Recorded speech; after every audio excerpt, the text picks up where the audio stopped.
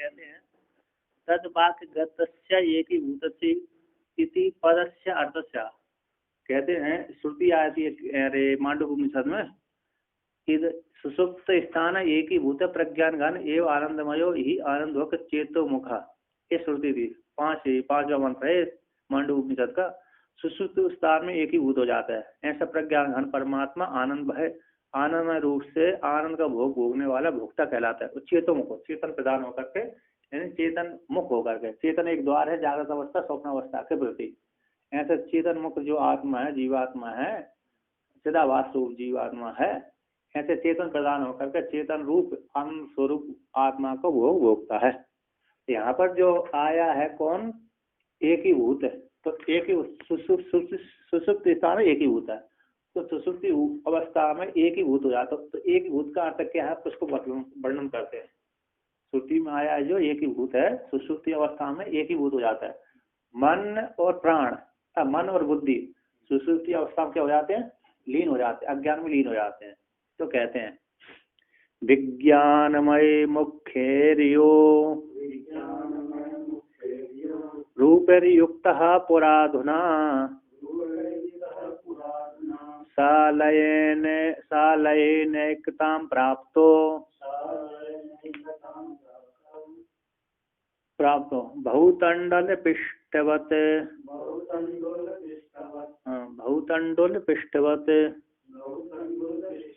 कभी कभी मिसप्रिंट होती है इसमें है ना छपा नहीं हो काला काला नहीं दिखता। तो यहाँ पर कहते हैं तो जो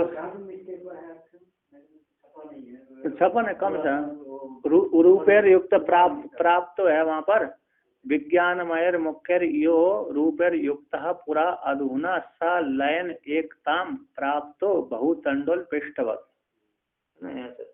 तो कहते हैं यो कहते हैं यह आत्मा या जीवात्मा है वह पूरा पूर्व काल में जागृत अवस्था में है। जो आत्मा है जागृत अवस्था में कहते हैं विज्ञानमय विज्ञान मुख्य कहते हैं विज्ञानमय मुख्य रूपेर मुख विज्ञानमय रूपों के द्वारा तत्त रूपों के द्वारा तत्त विशेष आकारों के द्वारा वो ज्ञान करता था।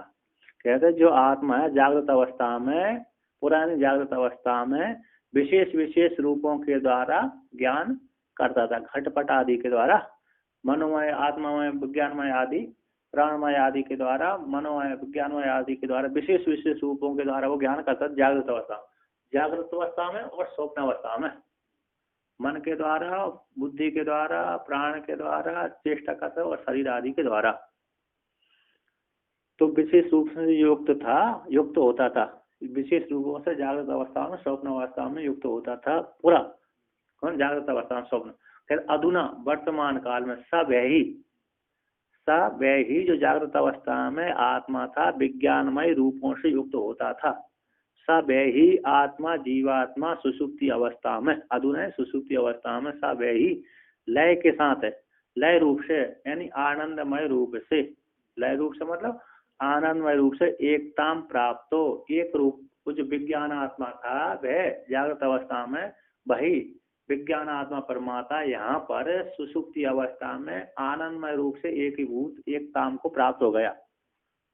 लय के साथ लय रूप से यानी आनंदमय रूप से एकता प्राप्त हो एकता को प्राप्त हो गया। उसमें उदाहरण देते हैं बहुतंडुल पिष्टवत जैसे बहुत से तंडुलों को पीस दिया तो एकता हो जाता आटा बना दिया अथवा गर्म कर दिया अथवा पिंड बना दिया।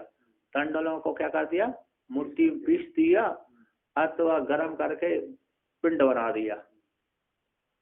तो बहुतंडुल पिष्ट के समान पिष्ट पिष्ण पिष्ट पेषण पिष्ट पेषण अर्थ में। तो बहुतंडुल जब पीस दिया तो एक क्या पिंड बन जाता है। तो उसी के समान जो जागृत अवस्था में जब विशेष विशेष प्रकार का ज्ञान करता था वो जीवात्मा आत्मा वही जीवात्मा आत्मा अब सुसुप्ति अवस्था में आनंदमय रूप से युक्त हो गया। किससे हो गया आनंदमय रूप से युक्त हो जाने से एकता प्राप्त हो एक ही भूत हो गया यानी विशेष आकार से रहित हो गया। जागृत अवस्था में विशेष विशेष आकार का ज्ञान रखा किंतु सुसुप्ति अवस्था में विशेष आकार से रहित होना ही एकता हो गए। ऐसी एकता को प्राप्त होता हुआ जो हो गया वह आत्मा वह वही एकता को प्राप्त हो जाता है, आनंदमय रूप से एकीभूत हो जाता है। भाई आनंदमय रूप से एकीभूत हो जाने का वहां पर आनंद रूप से ही उन आनंदमय रूप से ब्रह्मानंद रूप फल को, ब्रह्मानंद रूप आनंद को भोगता है। तो कैसे वैसे जो एकता प्राप्त हो, जैसे उदाहरण दिए बहुत तंडुल पिष्टवत, बहुत से तंडुलों को जब पी दिया जाए तो एक पिंड रूप एक आकार को प्राप्त कर लेते हैं। उसी प्रकार विज्ञान आत्मा आनंदमय रूप से विशेष आकार से रहित होकर के आनंद रूप से एकता को प्राप्त हो जाता है।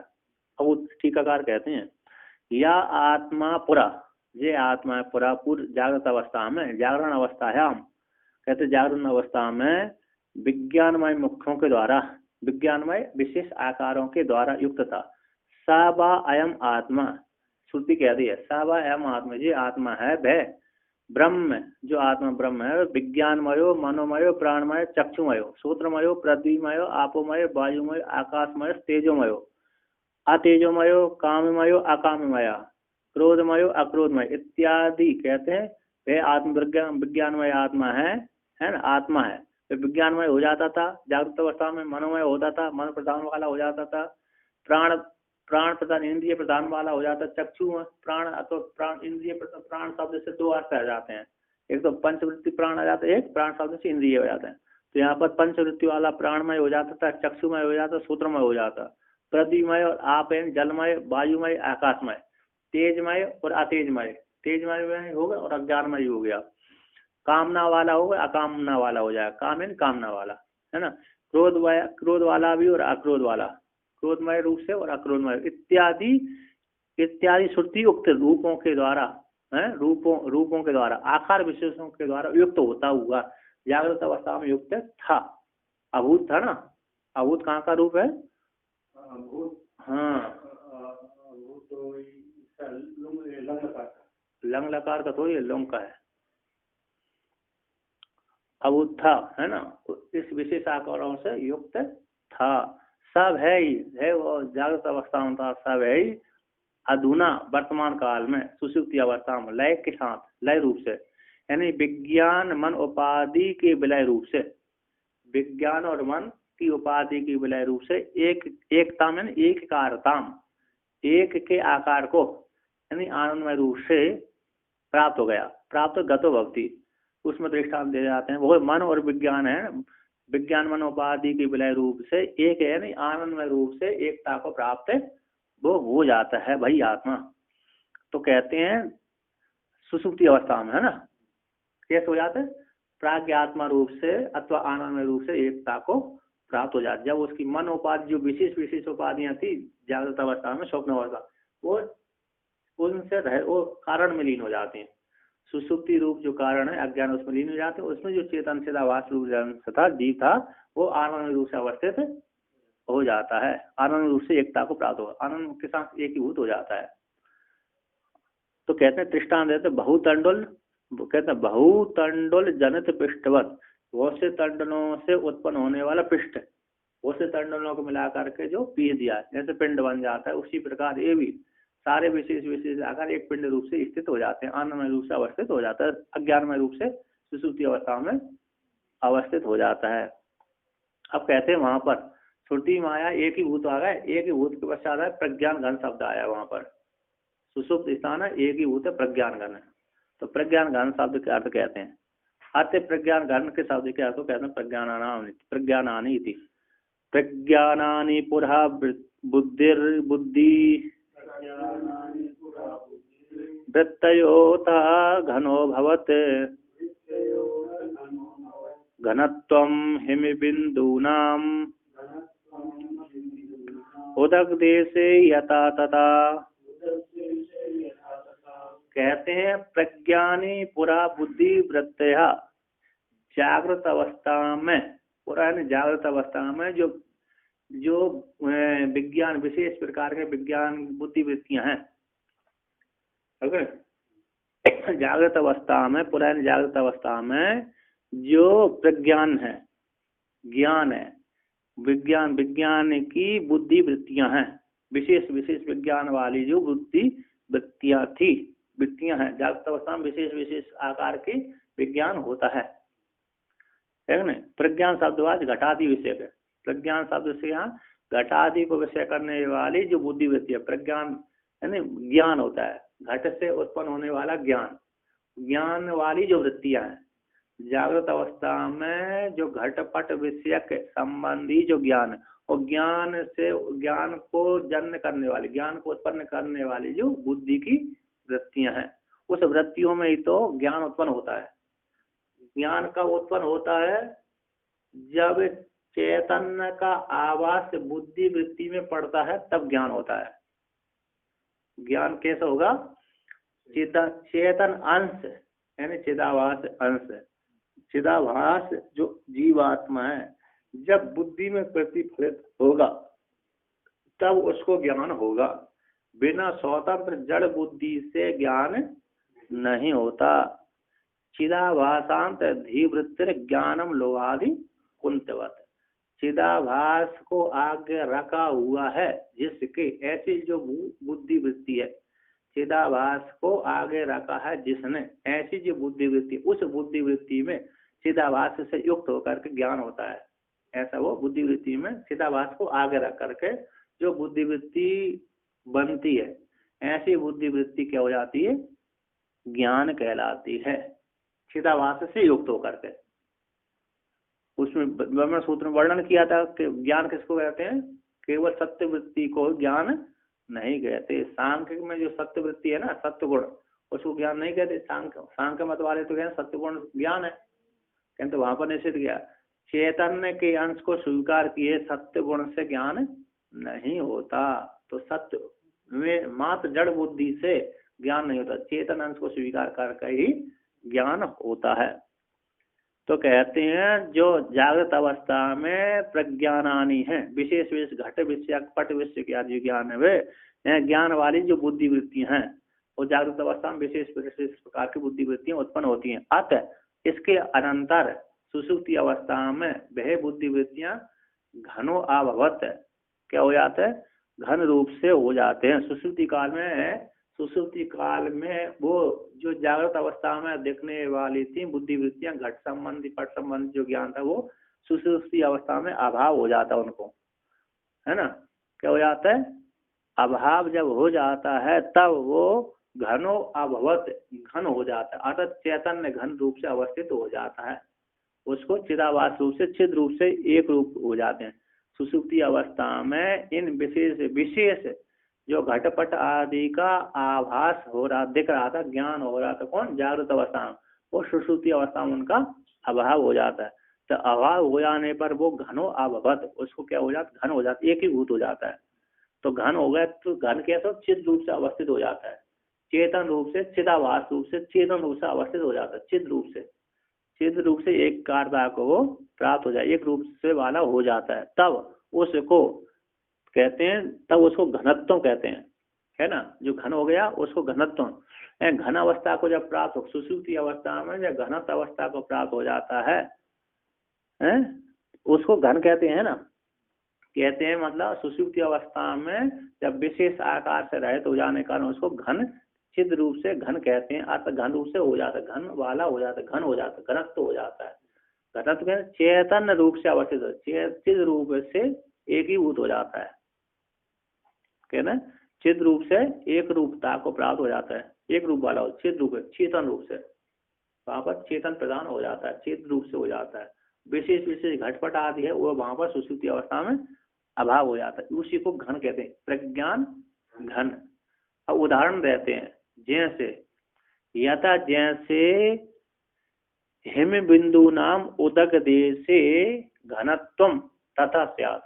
जैसे ओश है ना, हिम बिंदुओं का, जैसे आकाश से जैसे ठंडी के समय में कोहरा गिरता है ना, तो कोहरा जब गिरता है, जब किसी पत्थर पे पड़ता है अथवा वृक्ष पे पड़ता है, तो वहां पर सारा कोहरा मिलकर के हो जाती है, एक बूंद बन जाती, घनत्व बन जाता है, बनता नहीं बनता। जैसे बर्फ जब गिरती है तो पृथक पृथक उड़ती हुई सीधी गिरती है, जब वो ये नीचे जमीन पे आ जाती है तो घनत्व हो जाती है ना, ठोस हो जाती है। नहीं, और बर्फ जब वो आप हिमालय में जाओगे ना तो बहुत बारीक जब उड़ती है ना तो उड़ती भी है वो। बारिश बारिश होती है ना वो, बारिश की वर्षा होती है तब बहुत हल्की हल्की होती है, रुई रुई जैसे। तेज कर दिया तो जल्दी हो जाएगी वो, मतलब बहुत मोटी हो जाएगी। फिर जब धीरे धीरे से होती है तो पब्लिक चलती रहती है उसमें। मैं भी चला हुआ शायद, बद्रीनाथ में रहा था मैं, तो मैंने बर्फ, हाँ बद्रीनाथ में रहा तो मैंने वो देखा था मैंने, तो बर्फ उड़ती रहती है बर्फ के समय। यो उसी में है ना, दीपावली के आसपास से रहा था मैं, दीपावली तक रहा था। तो दीपावली के पहले से बर्फ कितने लगती है वहाँ पर? थोड़ा थोड़ा।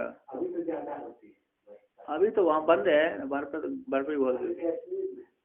कश्मीर में जहाँ पर जाते हैं पब्लिक। हाँ, तो ये कहते जैसे उदाहरण देते हैं यहाँ पर, जैसे हिम बिंदु है, हिम है ओस की जो बूंद है उदक देश में, ऐसे जल प्रदेश में, जब जल प्रदेश में जाते हैं तो वो घनत्व भाव प्राप्त हो जाते हैं। आता जब ओस जो कोहरा जब गिरता है ना, पृथ्वी पे पड़ेगा, वृक्षों पृथ्वी पे जान नहीं पड़ेगा, किंतु वृक्ष के ऊपर जाएगा, वृक्ष के पत्ते के ऊपर, घास फूस के आदि के ऊपर, तो वहां पर वो बूंद बूंद में जम जाएगा, बन जाएगा ना वो कोहरा। और जल प्रदेश में गया वो कोहरा तो क्या जल बन जाएगा, है ना, विलीन हो जाएगा, उसमें घनत्व भाव को प्राप्त हो जाएगा। तो जो फुर बनती है ना, फुर गिरती है वो हिम की बिंदु, छोटी छोटी एक एक कण गिरते हैं, तो वो भी क्या हो जाते हैं, अरे जब जल प्रदेश में जाते हैं तो जल रूप बन जाते हैं। कार्य नहीं होगा, यहाँ नहीं होगा महाराष्ट्र नहीं, इधर गर्मी प्रदेश में नहीं होगा। हाँ आप उधर जाओगे थोड़ा और मध्य उज्जैन साइड में तो होने लगेगा, ठंडी पड़ती है वहाँ थोड़ी। वो जो ओला दिखता है ना, वो तो ओला ठोस स्वभाव कर रहा, ठोस स्वभाव ही है, और वो सब जगह, वो तो पूरे भारत में हो जाता है। हाँ बर्फ है, लेकिन वो पहले से ठोस स्वभाव है। उदाहरण यहाँ पर जैसे हिम की बूंद है ना, हिम की ओला तो चोट लग जाती है, और वो बर्फ होगी तो वो उससे चोट नहीं लगी, रुई जैसी होती है। हाँ ऐसे ही है। तो ऐसे हिम की बिंदु है उदक देश में जाकर घनत्व भाव को प्राप्त होते हैं, कहता जिस प्रकार से, है ना, ओस गिरेगी तो जैसे आप बरसात खुली ठंडी के समय में, अरे यहाँ उत्तर प्रदेश में सो गए तो ऊपर का वस्त्र भीग जाएगा, भीगता नहीं भीगता, उसी ओस से भीग जाता है।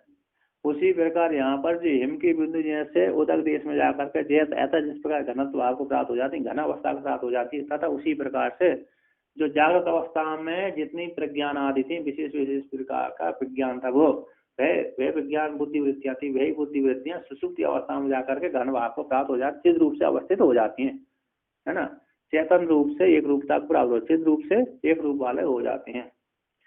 तो कहते हैं टीकाकार यहाँ पर कहते हैं पुरा पूर्व जागृत आदु प्रज्ञान शब्द वाच्य घटादि गोचरा या बुद्धिवृत्तियों अभवन, अतः सुसुप्ति काले घटादि विषय भावे सति घनो अभवत चिद रूपेण एक रूपो अभूत तत् अत्र दृष्टान्त। कहते हैं यहाँ से पूरा पूर्व में जागृत अवस्था आदि में प्रज्ञान शब्द वाच्य जो कौन से घटादि विषय जो बुद्धिवृत्तियां हैं, घटादि को विषय करने वाली जो बुद्धिवृत्तियां होती थी जागृत अवस्था में होती थी, है अब सुसुप्ति अवस्था में, सुसुप्ति काल में घटादि के विषय हो जाने, जागृत अवस्था में पृथक पृथक घटादि विषय करने वाली बुद्धिवृत्तियां होती थी, वही बुद्धिवृत्तियां सुसुप्ति अवस्था में जाने पर अभाव हो जाता है।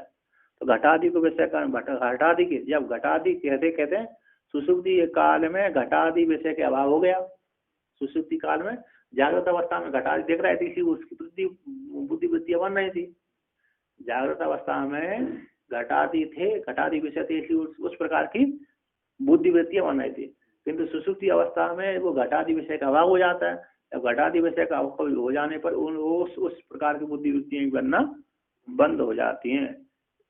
दृश्य नहीं तो दृष्टा भी नहीं है, दृश्य नहीं है तो दृष्टा, साक्षी का होता, साक्षी को लेकर के तो बाद में साक्षी कहने की जरूरत नहीं पड़ती। तो सुसुप्ति अवस्था में घटादि विषय का अभाव हो जाने से घट संबंधी जो वृत्तियां बनती थी वो वृत्तियों का ही अभाव हो जाता है। तो घनी, तो वहां पर विषय के अभाव हो जाने पर घनो अभवत, घन हो जाता है। घनो अभवत मतलब चिद रूप से एक रूपता को प्राप्त हो जाता है, चिद रूप से, चेतन रूप से, आनंदमय रूप से एक ही भूत, प्रज्ञान घन रूप से, प्रज्ञान घन रूप से एक ही भूत है। सारे जो ज्ञान ज्ञान से जागृत अवस्था वो वहां पर ठोस हो गए, कैसे एक ही भूत हो गए, पृथक पृथक कुछ भी नहीं होता। ऐसा ठोस पदार्थ हो, जैसे जैसे हम इस तक पलंग में ना ये इसमें भीतर नहीं प्रवेश करते, ठोस हो गया, उसी प्रकार वहां पर सुषुप्त अवस्था में प्रवेश किसी का है ही नहीं है, ये ठोस भूत हो गया, घनभूत हो गया। जैसे लोहार जिस पे लोहा कूटता है वो घन कहलाता है? क्या कूट कूट कहलाता नहीं, ऊपर ऊपर से मारने वाले को घन बोलते हैं, नीचे वाले को कूट कहते हैं। नीचे पे कूटा जाता है उसको कूट बोलते हैं, ऊपर जो मारा जाता है उसको घन कहते हैं, और इसके बीच में लोहा आदि रखा जाता है तो घन हो जाता है, एक ही ठोस पदार्थ हो जाता है। तो कहते हैं घन अभवत है, एक चिद रूप से एक रूप को प्राप्त हो जाता है, चिद रूप से एक रूप वाला हो जाता है, यानी आनंद रूप से अवस्थित हो जाता है, प्रज्ञान घन कहलाता है। तो अत्र यहाँ पर दृष्टांत कहते हैं, जैसे हेम की बूंद उदक देश में जाकर के घनत्व प्राप्त हो जाए, ठोसता को प्राप्त हो जाए, जल रूप से परिणित हो जाती है।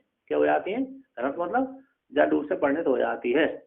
जो बूंदे पटक पटक बूंद कर रही थी वो शादी की कण कण, तो वो जब उदक देश में जाएंगे तो कैसे हो जाएंगे? वो जल रूप में परिणित हो जाती है ना, घनत्व यानी ठोस हो जाती है, जल रूप से हो जाती है।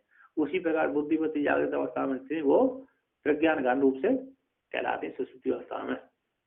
अब यहाँ पर आगे कहते हैं इदानी प्रज्ञान घन शब्दार्थ निरूपण प्रसंगात आगतम किंचिदा, कहते हैं वर्तमान काल में प्रज्ञान घन शब्द के अर्थ के निरूपण के प्रसंग से कुछ प्राप्त हुआ है ना, प्रसंग से आगतम किंचित, कुछ आया उसको लेकर कहते हैं। तो कहते हैं यहाँ पर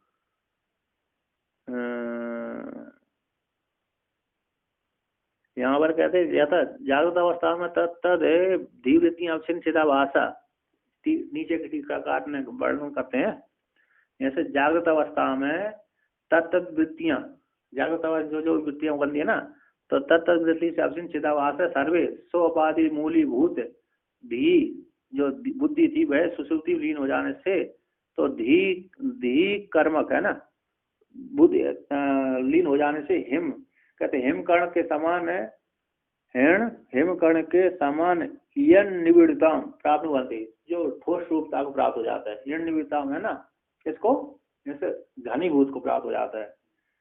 प्राप्त होती साक्षी में, कहते हैं प्राप्त होती साक्षिणी में तत्त साक्षित्व को ही, कहते साक्षी में तदीय साक्षित्व को ही अज्ञान प्रयुक्त लोका, वो साक्षी में ही, वो साक्षी में निविड़ हो जाती है, साक्षी में लीन हो जाती हैं।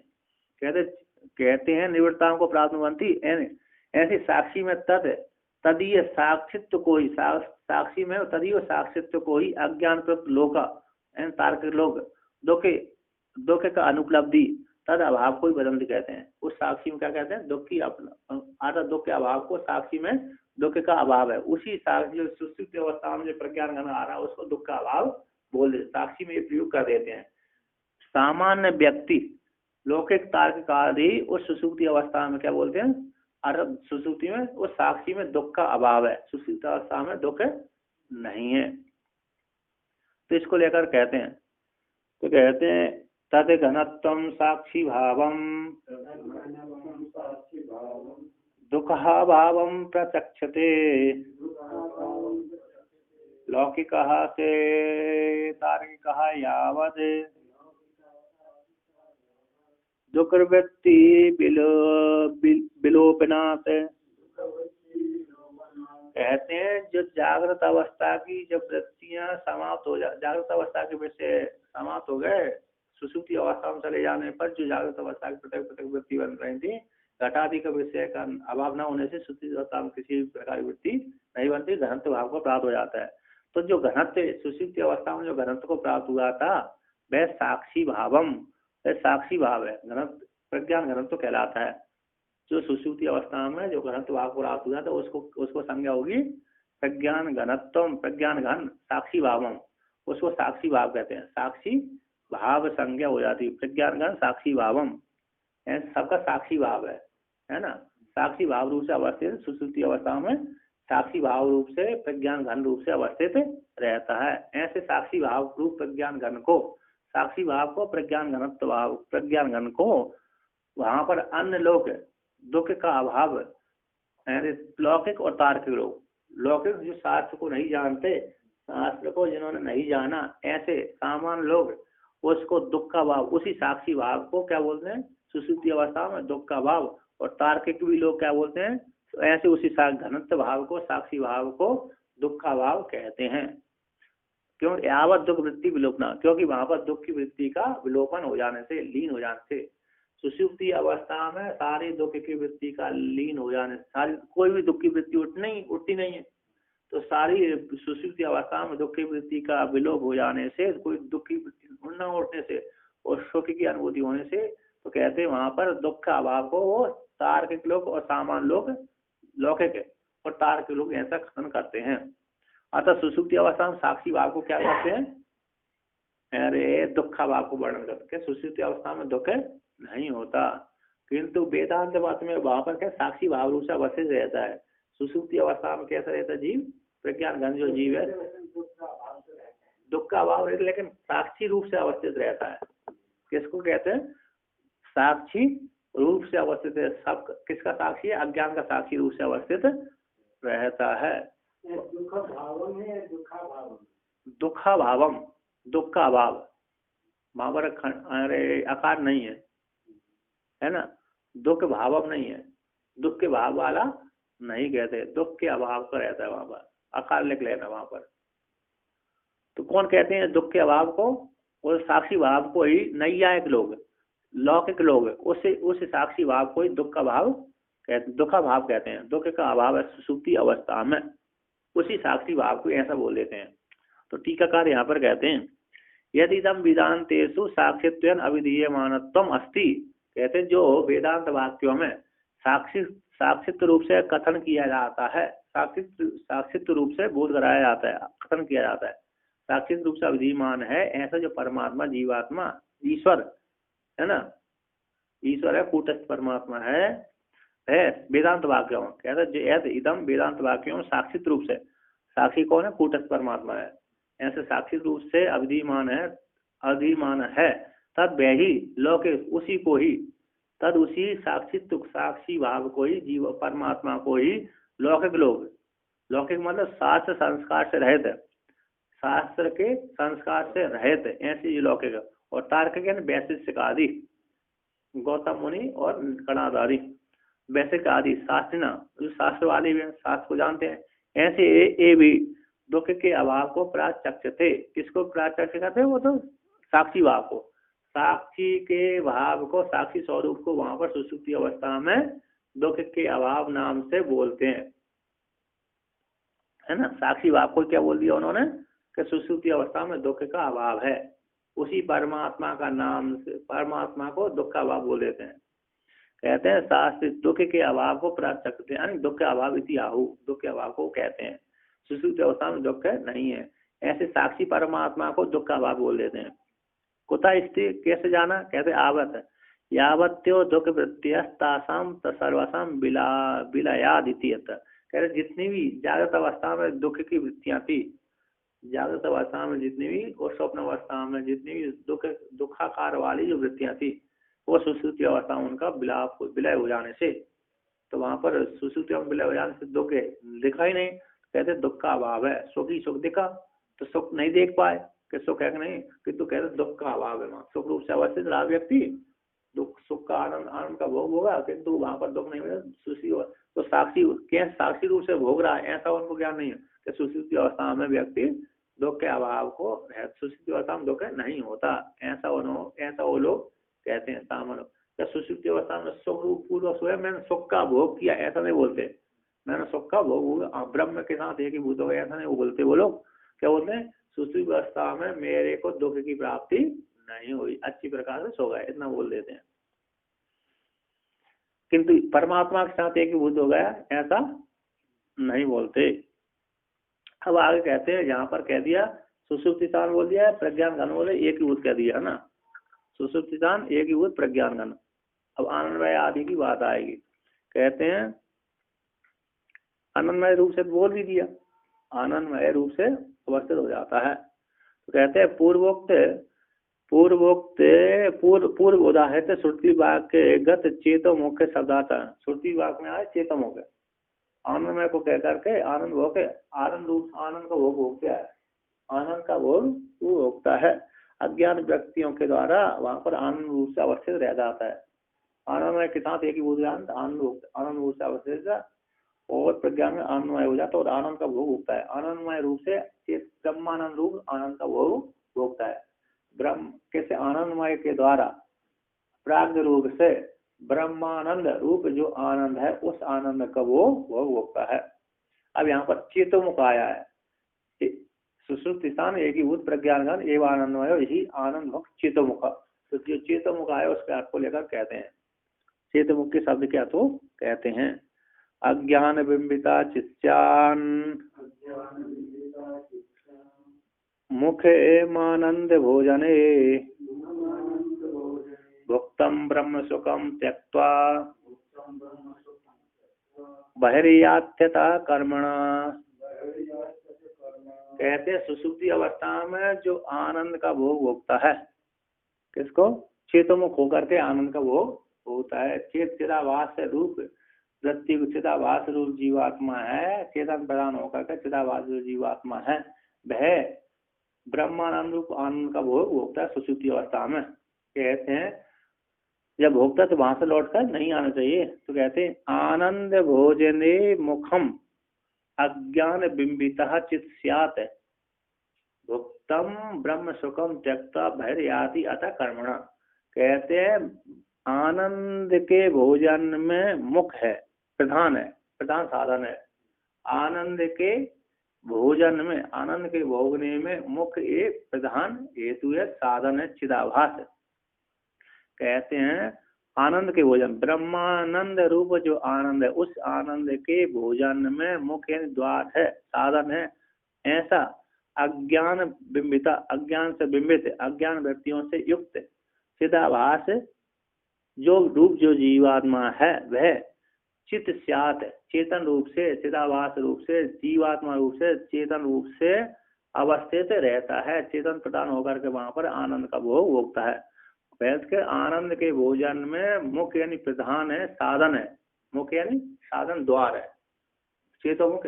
वहां पर मांडुक उपनिषद में वर्णन किया है चेतोमुख किसको बोलते हैं? वो चेतन बोध लक्षण जो चेत है वो जागृत और सुषुप्ति के प्रति द्वार है। कौन है चेतोमुख? मतलब मुख्य द्वार, जागृत और स्वप्न के प्रति ये सुषुप्ति अवस्था द्वार है ना। चेतना अथवा चेतना की जागृत अवस्था स्वप्न अवस्था के प्रति, बोधम प्रति, जागृत अवस्था स्वप्न आदि अवस्था, जागृत आदि जो अवस्था है उसे के बोधम प्रति बोधम प्रतिबोधम चेतः प्रति द्वारी भूतत्वात्, ऐसा वहां पर वर्णन किया मांडुक उपनिषद की भाष्य में। तो स्वप्न आदि के बोध के प्रति ये प्राग्ञ द्वारीभूत होने से, अतः वो लक्षण जो चेत है, वो स्वरूप जो चेत है जागृत अवस्था स्वप्न अवस्था के प्रति द्वार है, आने का साधन है। इन सुषुप्ति के बिना, सुषुप्ति के बिना, प्राग के बिना आप हिरण्यगर्भ विराट नहीं बन सकते। सुषुप्ति के बिना जागृत अवस्था स्वप्न अवस्था नहीं आ सकते, है कि नहीं। सुषुप्ति मुख्य कारण है दोनों की, जागृत अवस्था स्वप्न अवस्था की। तो कहते हैं तो आनंद के भोजन में मुख्य यानी साधन है अज्ञान प्रतिबिंबिता, अज्ञान बिंबित जो चित स्यात् है, चिदाभास रूप जीवात्मा है, वह प्रधान साधन है ना, मुख्य द्वार है। तो कहते हैं वहां पर विज्ञान रूप से, चेतन आत्मा रूप से, विज्ञान आत्मा रूप से, विज्ञानमय के द्वारा, विज्ञानमय आनंद रूप से, प्राग रूप से वहां पर जीवात्मा सुषुप्ति अवस्था में चिदाभास रूप से, चिदाभास रूप से, है ना, चिदाभास रूप से सुषुप्ति अवस्था में जो आनंदमय रूप जीवात्मा है, आनंदमय रूप जो जीवात्मा है वहां पर ब्रह्म सुख को भोगता है। तो ब्रह्म सुख को भोग करके वहां पर ब्रह्म सुख को भोग कर भोग को त्यक्त्वा त्याग करके भर आती भर आ जाता है अत कर्मणा कर्मों से प्रेरित क्यों आता है। कहते वहां पर सुषुप्ति अवस्था में जीवात्मा आनंद के साथ परमात्मा के साथ एक ही हो जाता है, ब्रह्म का आनंद अनुभव करता रहता है। जब वहीं पर अनुभव करता रहता है तो जागृत अवस्था में क्यों आता है। वहां जब निर्विशेष आनंद का अनुभूति कर रहा है जीवात्मा परमात्मा के साथ एक ही उतर आनंद का भोग हो गया, तो परिच्छिन्न आनंद लेने के लिए जागृत अवस्था में क्यों आ रहा है। क्यों, एक न्याय है, क्या ना है, वो बोलते हैं यूनी लब्धे तु युवतिर जरटे रमते कतम। कहते हैं जिस युवती को युवा मिल गया, युवा पुरुष मिल गया, वो बूढ़े व्यक्ति के साथ रमण नहीं करती। अतः कोई युवती है, वह युवती किससे विवाह करना चाहती है, जवान से विवाह करना चाहती है, बूढ़े से विवाह नहीं करती। यूनी लब्धे, यूनी के प्राप्त हो जाने पर, यूनी के प्राप्त हो जाने पर, यूनी युवक जवान युवा के प्राप्त हो जाने पर वह युवती जरटे रमते कदम बूढ़े व्यक्ति के साथ कैसे रमण करेगी। अतः बूढ़े व्यक्ति के साथ विवाह नहीं करती। 20 साल की लड़की 80 वर्ष के बुढ़े के साथ विवाह नहीं करती, है क्या नहीं, न्याय है। तो उसी प्रकार जब सुसुप्ति अवस्था में निर्विशेष आनंद का सुख भोग रहा है जीवात्मा, प्राज्ञात्मा निर्विशेष ब्रह्मानंद का भोग भोग रहा है, तो फिर जागृत अवस्था में परिच्छिन्न सुख भोगने के लिए क्यों आ रहा है, सुख दुख वाले भोगों को भोगने के लिए क्यों आ रहा है ना। तो कहते अत कर्म, तो कहते यहाँ पर सिद्धांत देते हैं कि पूर्व जन्म के जो कर्म थे, उसने पूर्व जन्मों के कर्म थे, उन कर्मों के प्रेरणा से युक्त होकर के जागृत अवस्था में वो आ जाता है, भोग भोगने के लिए आ जाता है। उनसे प्रेरित होकर के, उन पूर्व के कर्मों के प्रेरणा के बस से अधीन होकर पराधीन होकर के आ जाता है। जैसे पराधीन जैसे व्यक्ति गुरु की आज्ञा मान करके, शिष्य पराधीन होकर के गुरु की आज्ञा लेकर के दूसरे देश में चला जाता है, जाते नहीं जा, जैसे पराधीन होकर के यहाँ पर गुरु की आज्ञा को स्वीकार करके, है ना, दूसरे मतलब वो कहते गुरु के स्थान दूसरे स्थान में चले जाओ, उस स्थान को संभालो, उस स्थान को संभालो, तो जाना पड़ता है। कभी कभी या उल्लंघन नहीं करते, जब उल्लंघन कर जाते नहीं जाते हैं परेशानी उठाने के चक्कर में कहते हम नहीं जाएंगे, है कि नहीं। तो यही है, तो यहाँ तक कर्मों से प्रेरित होकर के, कर्मों के अधीन होकर के ही वहां पर चला जाता है। तो यहाँ से यार, तो यहाँ पर कहते चिदाभासी तद अनुभूति में, चिदाभासी आनंद की अनुभूति में प्रधान साधन है। चिदाभास ही कहते हैं यहाँ पर आनंद के भोजन में मुख्य यानी द्वार, अज्ञान बिंबिता, अज्ञान से बिंबित है, यानी अज्ञान की वृत्तियों से युक्त चिदाभास जो जीवात्मा है, चित स्यात यानी प्रधान साधन है। चेतन जो परम जीवात्मा है वही उस आनंद के भोग भोगने में प्रधान साधन है, यानी चिदाभास ही उसके अनुभव में प्रधान साधन है। अज्ञान वृत्ति के सहित चिदाभास, अज्ञान वृत्ति के सहित चिदाभास सुषुप्ति काल में ब्रह्मानंद के अनुभव का साधन है कि नहीं। अज्ञान की वृत्ति के सहित चिदाभास सुषुप्ति काल के ब्रह्मानंद के अनुभव का साधन है, ब्रह्मानंद अनुभव का वो साधन है। टीकाकार यहाँ पर कहते आनंद भोजने सुसुप्त ब्रह्मानंद आस्वादने मुखम साधनम अज्ञान बिंबिता चित स्यात् अज्ञान वृत्तौ प्रतिबिंबितम चैतन्य में भवेत।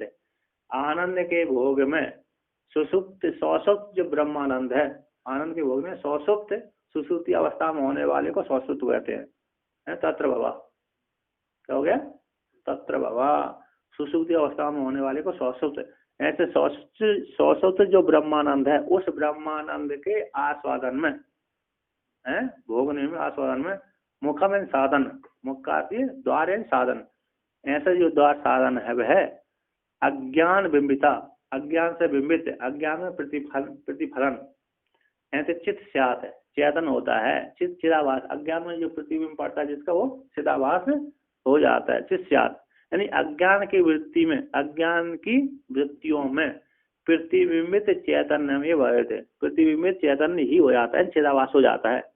अज्ञान वृत्ति में जो प्रतिबिंबित चैतन्य, चैतन्य चिदाभास ही होता है। कहते अज्ञान चिदाभास ही तद अनुभव में, किसके अनुभव में?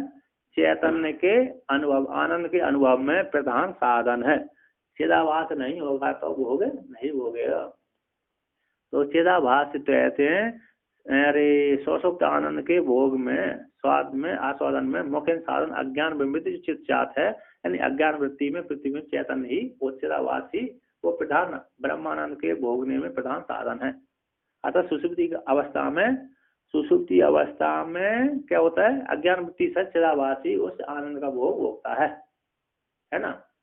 सुषुप्ति अवस्था में क्या होता है? चिदाभास, सुषुप्ति अज्ञान की वृत्ति के तहत चिदाभास जो जीवात्मा है वह चिदाभास है, सुषुप्ति काल के ब्रह्मानंद के अनुभव का साधन है। अतः उसके द्वारा भोग होता है, साधन के द्वारा साध्य की प्राप्ति होती है। अतः चिदाभास रूप से आनंद का भोग होता है। तो आगे कहते हैं ननु सुषुप्त, सुषुप्त कहते हैं यहाँ पर सुषुप्त, क्या है? सुषुप्त, सुषुप्त, सुषुप्त कहते हैं सुषुप्त में, सुषुप्त अवस्था, सुषुप्ति अवस्था में आनंद रूप से जीवन ब्रह्म सुखम चेत भुज्यते। कहते हैं ना सुषुप्ति अवस्था में आनंदमय रूप से, आनंदमय रूप जीव के द्वारा, आनंदमय रूप से जीव के द्वारा ब्रह्म सुख को यदि भोगता है, सुषुप्ति अवस्था में रहकर जो सुषुप्त सुख है, सुषुप्ति अवस्था में ही, सुषुप्ति अवस्था में जो सुषुप्त सुख है, ऐसे सुषुप्त सुख को आनंदमय रूप से, आनंदमय जीव रूप से, आनंदमय रूप जीव रूप से ब्रह्म के सुख वो भोगता है, जीव रूप से भोगता है। तो यदि भोगता है तभी तब तो उसको त्याग करके बाहर को, तो कहते तद उस सुषुप्त सुख को, सुषुप्ति में उत्पन्न होने वाला ब्रह्मानंद रूप जो सुख है, उस सुख को त्याग करके अतः बही को तो जागरण दुखालयम आगच्छेत। तो भैया ने वहां से निकल करके को तो जागृत अवस्था में, जागृत अवस्था में जो दुख का स्थान है, दुख है लयम, दुख लय, दुखालय है ना, दुख का स्थान है आगच्छेत। जागृत अवस्था में दुख को कैसे प्राप्त हो जाए? दुख वाले सुख को भोगने, दुख सुख दो वाले सुखा दुख, जो जागृत अवस्था में क्या है? प्रधान रूप से दुख ही दुख है ना। ऐसे दुख रूप सुख को भोगने के लिए क्यों आ जाता है? को तो किस हेतु से जागृत अवस्था को दुख, दुखलय है ना, दुखालय, दुखालय वाले अवस्था को, दुखालय वाले, दुखालय वाले दुख की स्थान जो है, आलय है ना स्थान, वहां पर आकार हो तो ठीक हो ना, है दुखालय हो ना, हाँ दुखालय होना चाहिए, आकार हो, हाँ दुखालय, आदि आकार का दे। तो दुखालय दुख का स्थान है, जागृत अवस्था कैसी है? दुखालय है। तो दुखालय का जो स्थान है जागृत अवस्था, उसमें आग अच्छे क्यों आ जाता है? किस हेतु से जाता है? उसी में न्याय आता है यूने लवदे तू युवते, यूनि लवदे तू युवतिर जरटे रमते कथम। सिद्धांत कौंदी में न्याय आता है, यूनि के प्राप्त हो जाने पर, है ना, युवती को यूनि के प्राप्त हो जाने पर वह युवती बूढ़े व्यक्ति के साथ रमण कैसे करेगी? है नहीं, बूढ़े व्यक्ति के साथ रमण नहीं करेगी यूनि के लिए प्राप्त हो जाने पर। हम सफर जब भी सुना जाता है वो बराबर वाले को ही सुना जाता है। 80 वर्ष के, 60 वर्ष के बुढ़े के साथ 20 वर्ष की लड़की विवाह नहीं करना चाहती, है ना। यदि कर भी लिया तो वो तो मजबूरी में किया होगा। आजकल फैशन बन गया है, 20-30 वर्ष में 50 वर्ष वो शादी करते हैं तो किसके साथ करते हैं? वो भी 50 वर्ष की, 30-40-45 वर्ष के लड़की के साथ ही विवाह करते हैं, वो भी 20 वर्ष की थोड़ी लड़की उसके साथ विवाह करेगी।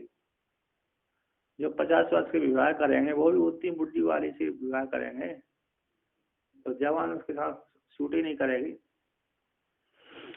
तो ये है, तो कहते हैं यहाँ पर कहते हैं क्यों आ जाता है, तो भुक्तम इति कि ब्रह्म सुख को भोग करके, भोग को त्याग करके बाहर आ जाता है। क्यों आता है, कहते हैं पुण्य कर्म पास बद्धत्वात् तेन प्रेरितो जीवा साक्षात कृतम अपि ब्रह्मानंदम परित्यज्य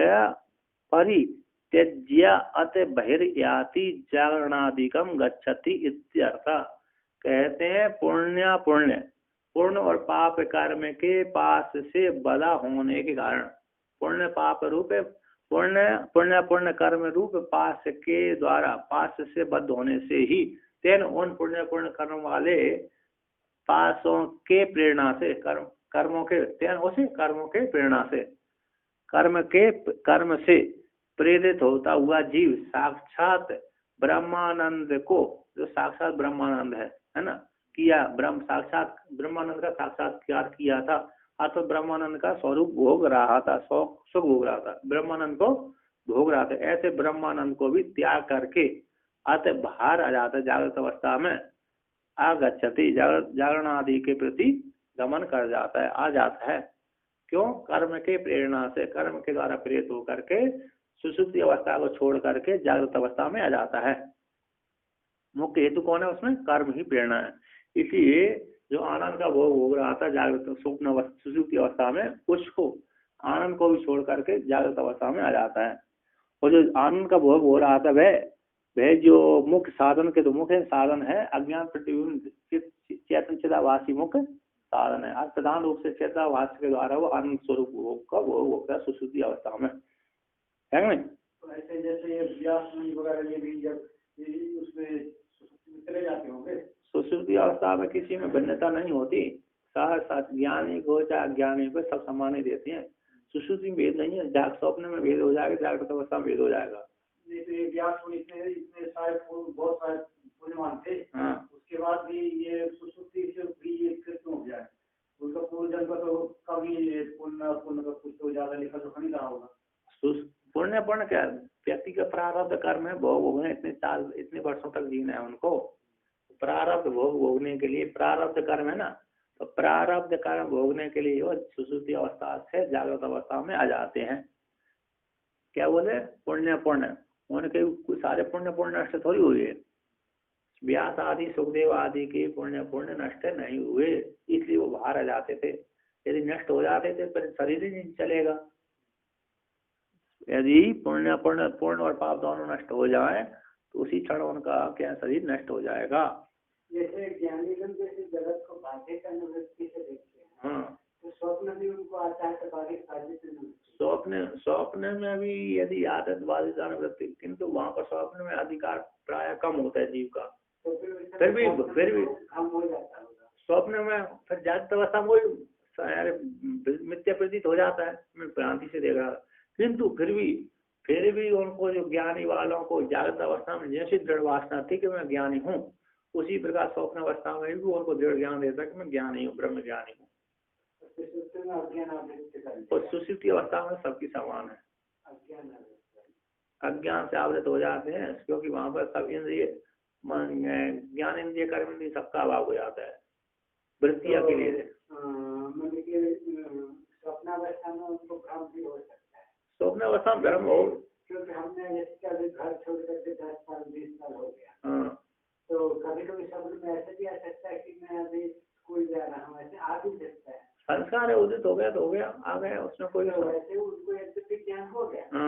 लेकिन फिर पूर्व में पहले अज्ञानी से साधक अवस्था थे, साधक अवस्था का स्वप्न आ गया तो उसमें कोई दोष नहीं है, आ गया तो फिर वो उनको भ्रम हो जाएगा ना। स्वप्न भ्रम हो भी सकता है, नहीं बस जैसे जागृत अवस्था में भ्रम हो जाते हैं, आपको भी हमको मालूम है, जैसे कहाँ पर हो जाता है, मृगमशिका में जानते हैं सब पानी नहीं है, जल नहीं है, फिर भी वो दिख जाता है पानी।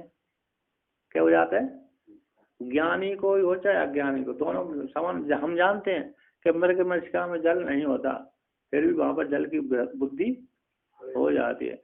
जब हम देखते हैं कि जल के भीतर वृक्ष नहीं है, नर्मदा जी के जल के भीतर वृक्ष नहीं होता, फिर भी वो जल के भीतर वृक्ष दिख जाते हैं, ना होती भी जानते हुए भी, हम जानते हुए भी दिख जाते हैं, तो स्वप्न भी दिख जाता है उनको।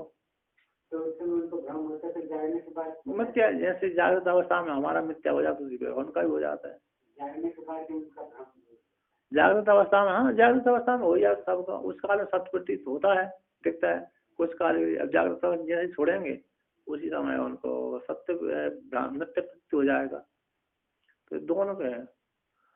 तो कहते हैं यहाँ पर, हाँ, कहते पुण्य पुण्य कर्म के बाद से बद हो जाने कर तनुसी कर्मों से प्रेरित होकर जीव साक्षात ब्रह्मानंद को किया था, है ना, साक्षात किया, सुषुप्ति अवस्था में साक्षात ब्रह्मानंद का सुख भोग रहा था, ऐसे ब्रह्मानंद को भी त्याग करके जागृत अवस्था में सुख दुख आदि को भोगने के लिए आ जाता है। प्रेरणा उन कर्मों से प्रेरणा होकर जागृत अवस्था में आ जाता है।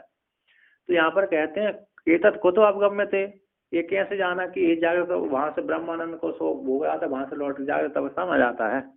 इति आशंका को लेकर कहते हैं पुनश्च जन्मांतर कर्मयोग स एव जीव स्वपिति प्रबुद्धा, एक केवल उपनिषद की श्रुति है।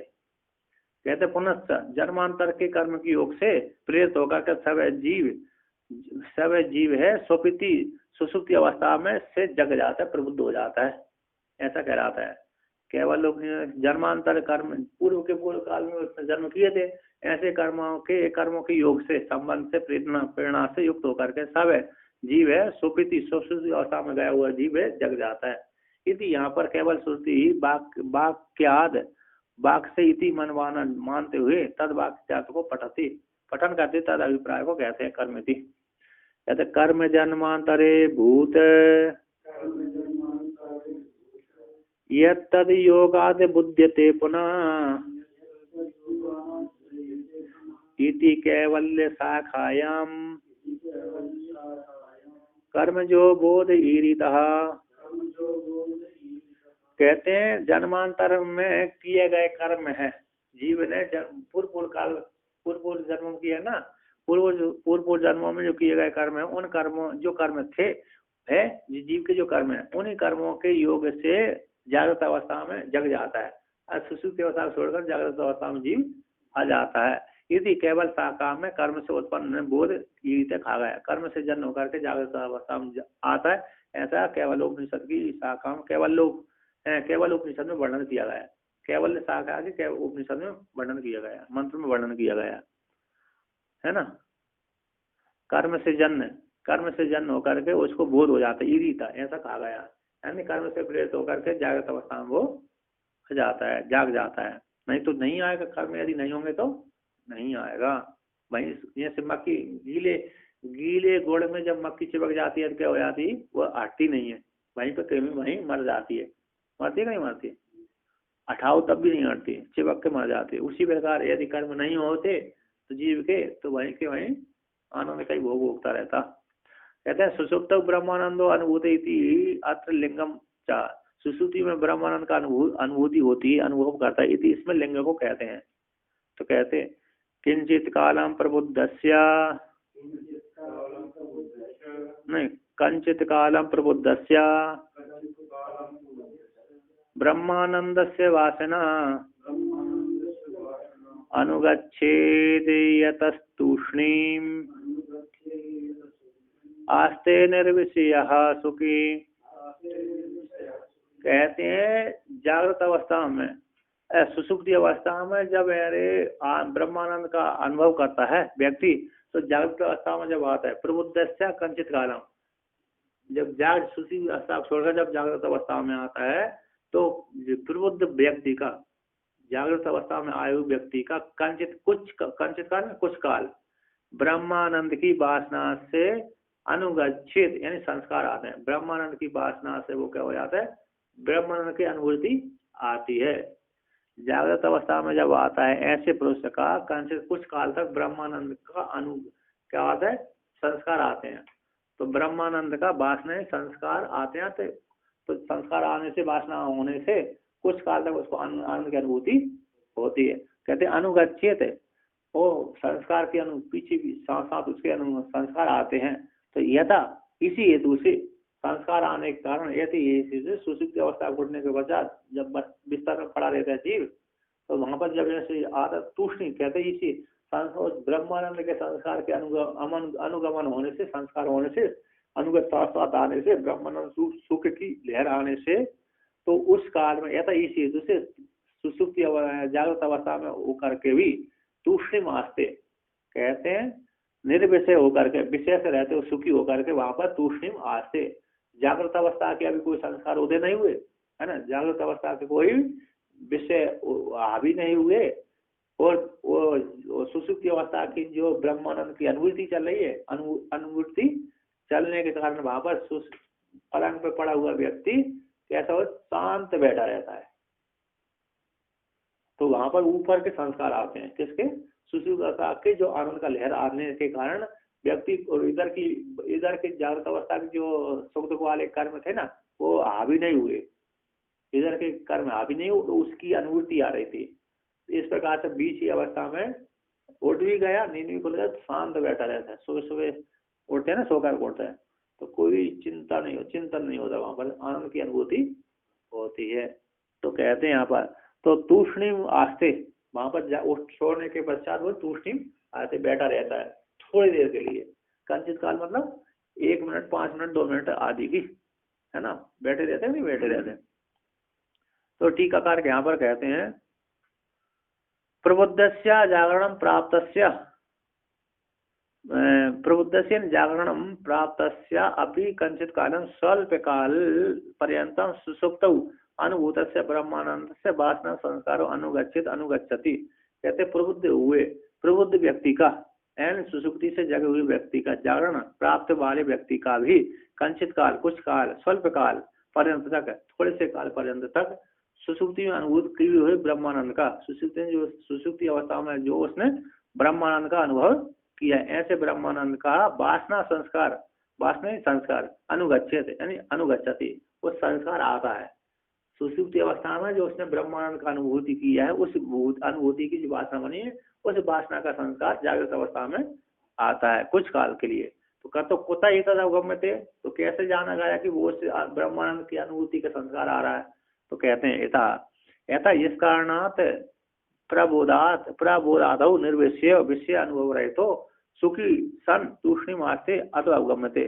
कहते इसी हेतु से, इस कारण से प्रबोधात जागृत अवस्था की प्राप्ति हो जाने पर जागृत अवस्था आदि में निर्विषय यानी विषय के अनुभव से रहते होता हुआ, जागृत नींद खुल गई और विषय का अनुभव नहीं है ना, विषय के अनुभव, जागृत अवस्था के विषय का अनुभव नहीं हो रहा, तो निर्विषय होता हुआ यानी विषय के अनुभव से रहते होता सुखी होता हुआ व्यक्ति जो जीव है, तूष्णीम होता हुआ तूष्णीम आस्ते कहता उस काल में शांत बैठा रहता है। तो इसलिए गम्य से जाना जाता है कि सुसुप्ति अवस्था के ब्रह्मानंद की अनुभूति चल रही है उस काल, कुछ काल के लिए। इस प्रकार से वर्णन किया है ना। और